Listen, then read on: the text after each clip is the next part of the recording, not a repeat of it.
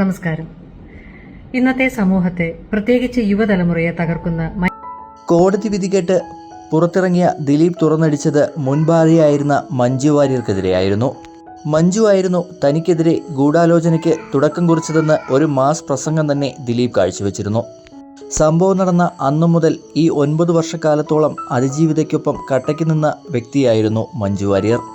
പലരും മൊഴിമാറ്റിയപ്പോൾ പോലും സ്വന്തം മകളുടെ സമ്മർദ്ദത്തിൽ പോലും വഴങ്ങാതെ ഉറച്ചു നിന്ന വ്യക്തിയായിരുന്നു മഞ്ജു വാര്യർ. ദിലീപിന് അതിജീവിതയോട് ഇത്രയും വലിയ പകയുണ്ടാകുവാനുള്ള കാരണം താനും കൂടിയാണെന്നുള്ള മനോവിഷമത്തിലായിരുന്നു മഞ്ജു വാര്യർ. കാവ്യയുമായുള്ള ദിലീപിന്റെ ഈ ബന്ധം മഞ്ജു അറിയുന്നത് ഈ നടിയിൽ നിന്നായിരുന്നു.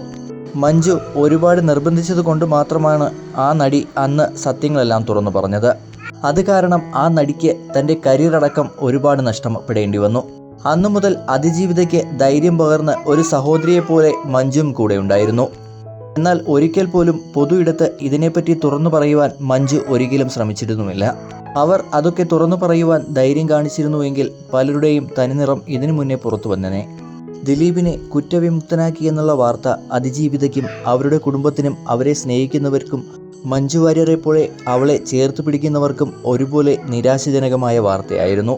കോടതി എന്തൊക്കെ തെളിവുകളുടെ അഭാവമുണ്ടെന്ന് പറഞ്ഞാലും ചോറ് തിന്നുന്ന മലയാളികൾക്ക് ഇതിനോടകം തന്നെ സത്യമെന്തെന്ന് മനസ്സിലായി കഴിഞ്ഞു. ദൈവത്തിൻ്റെ കോടതിയിൽ ഇതിനോടകം അയാൾക്കുള്ള ശിക്ഷയും ലഭിച്ചു കഴിഞ്ഞു. മഞ്ജു വാര്യരെയും അതിജീവിതയായ പെൺകുട്ടിയെയും ആശ്വസിപ്പിച്ചുകൊണ്ട് നിരവധി പേരാണ് സോഷ്യൽ മീഡിയയിൽ ഇപ്പോൾ എത്തുന്നത്.